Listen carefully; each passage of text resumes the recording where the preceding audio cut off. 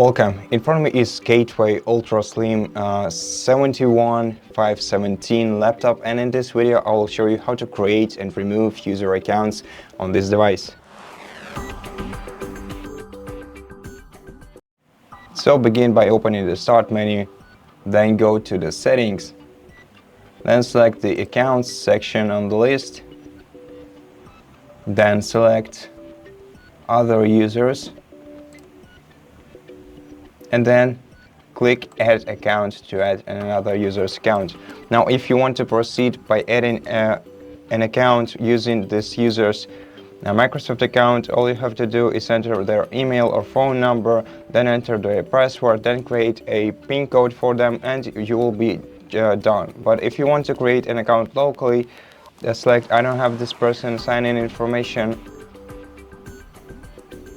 In the following window, select Add a user without a Microsoft account, then create a username for them, so let it be user2, and create a password for them and repeat it in the following fields.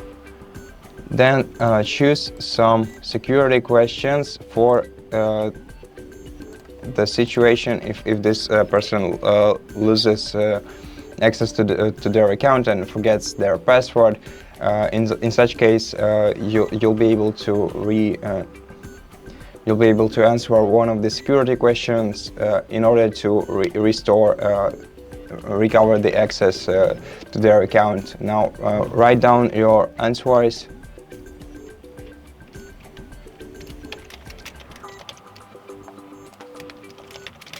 And I also suggest that you write them down on a list of paper in order to have them somewhere just in case. And to switch to their account, open the Start menu, click on your account's logo, then tap on the three-dot icon right here, then select their account right here, and then sign into their account. And if you want to remove their account, you have to go into the same menu, Other Users, and in this menu expand their